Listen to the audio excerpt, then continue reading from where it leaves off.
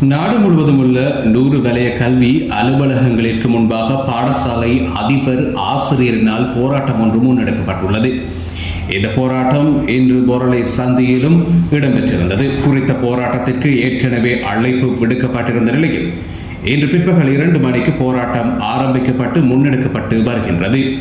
அதிபர் ஆசிரியர் சம்பள முரண்பாட்டை நீக்குதல், கல்வி சுமையை பெற்றோர் மீது சுமத்துவதை உடனடியாக நிறுத்துதல் ஆகிய கோரிக்கைகளை முன்வைத்து இந்த போராட்டம் நடாத்தப்பட்டிருந்தது.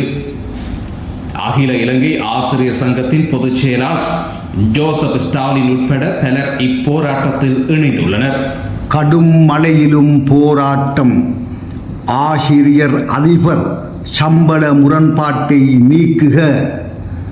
ஜனாதிபதிக்கு வேண்டுகோள். அதிகாரிகளே செவிமடுங்கள்.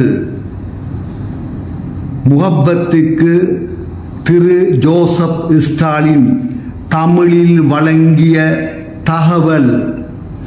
பொரளை சந்தியில் இருந்து படப்பிடிப்புக்காக கவிப்புயல் சாம்ஸ். ஜோசப் ஸ்டாலின் இலங்கை ஆசிரியர் சங்கத்தின் செயலாளர். நாங்கள் ஆசிரியர்கள் சம்பள முரண்பாடு தீர்க்க சொல்லி நாங்கள் உறுதியாக சொல்கிறோம். அரசுக்கு இந்த சம்பள முரண்பாடில் 3/2 பங்குகளுக்கு கொடுக்க வேண்டும். பெற்றோர்கள கல்வி சுமையை தீர்க்க வேண்டும். அதோட எங்களுக்கு தெரியும், இந்த வினாத்தாள் திருத்தம் பண்ண இருக்கிற ஆசிரியர்கள கொடுப்பணம் அதிகரிக்க வேண்டும். இந்த செயல்பாடு அரசாங்கம் போக வேண்டும்.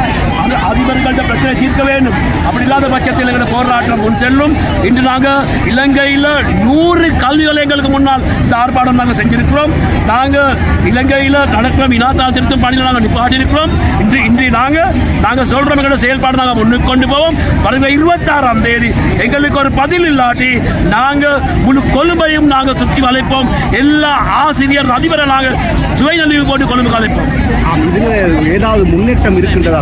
ஒரு முன்னேற்றமும் இல்லை. அடுத்த வருஷம் குடிக்கிறதா சொல்றாங்க. நாங்கள் அதை எடுக்க தயார் இல்லை. நீங்க ஏற்றுக்கொள்ள 26ஆம் தேதி கொழும்பு ரயில் மத்தியத்துக்கு எல்லாரையும் நாங்கள் வர சொல்லணும். எல்லாரும் வர சொல்லுங்கள். அழைப்பு விடுவீர்கள். மிகவும் நன்றி. அன்புடன் முகப்பத் டிவிக்காக.